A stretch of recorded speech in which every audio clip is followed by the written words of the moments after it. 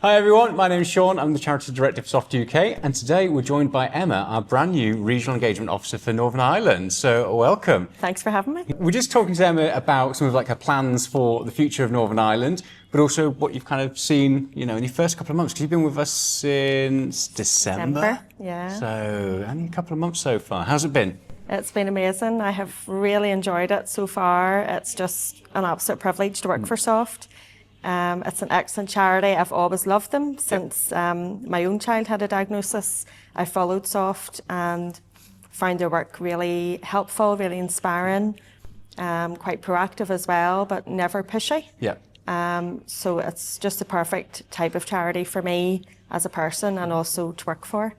Perfect. And what have you got on your agenda? Because you've been doing a lot, and every time we have a meeting with Emma, she says, well, I've not really got much to add, but I've done X, Y, Z, and then it has this big long list, and you've spoken to so many healthcare professionals already, and you've made so many amazing networking opportunities. Yeah. Talk us through that a bit already, because you've done so much, and you just don't... Yeah, it's been great. I've been honestly so grateful for how well received I have been on behalf of Soft. Yeah. So I've reached out to bereavement midwives all across Northern Ireland, our regional fetal medicine unit, other charities as well, such as SANS, which pretty much everybody's aware of, big charity. And there's also a new antenatal care pathway for palliative care in children.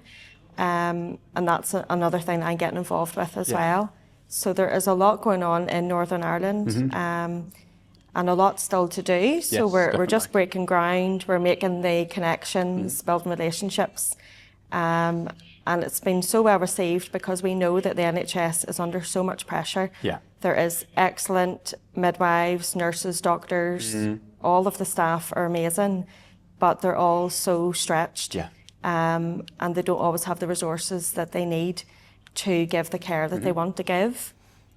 So our big thing is that we can come and help relieve some of that burden from the healthcare professionals, come in as almost like a middleman and stand in the gap between healthcare professionals and families. Absolutely. And we all have a passion because we've all had personal experience of trisomies, whether that's children living with trisomies or a loss as well. Yeah, so I think people relate to that because it's not only professional, it's also the personal side. Yeah, it's a personal mission that we've all got as well to be able to go out there. And I think you hit the nail on the head with what you described there with the NHS, is that we understand that you within the NHS, if you're watching this video today, that you are under-resourced and there is so much that takes away your time and your energy and everything. And we're there to support. We absolutely don't have an us versus them mentality. We want to support the NHS, healthcare professionals in any way that we possibly can, and whether or not that's supporting a family, supporting yourself and your team about training or anything like that, that's what we want to be there to do, and that's ultimately why your job's in place there at the moment. And so far, it's lovely to hear that you've been so welcomed. Yeah, it's been amazing. And I think even the fact that Soft have professional advisors is an incredible resource for healthcare professionals that most don't actually know about. Yeah. And I'm not sure that a lot of charities offer that. So it's a real unique angle that we have as well. Yeah, definitely. And I think one thing as well from my perspective so far is you've helped to draw a lot or shine a lot of lights on things that maybe we've been lacking in the past as well. So things like these are new resources. For example, Emma came on board and she was going out to healthcare professionals and healthcare trusts and everything and saying, what can I take? And we were there going, well, we've got some resources and most of those are based online and we normally send them out the link and they can then print them off, but they were out of date. They weren't necessarily up to date with the latest branding. And suddenly you came back to us with a list of I'd really like if I could have that and that and that and that. And again, we've been able to react to that and go, okay, well, we can now fill that gap and put those in place. So we're really happy to have those. And again, it's thinking differently as a charity that we're now able to do because your position's in post and it's working really well so far. Yeah, and I think people appreciate that we are reactive and proactive about trying to make change, make things better for families primarily.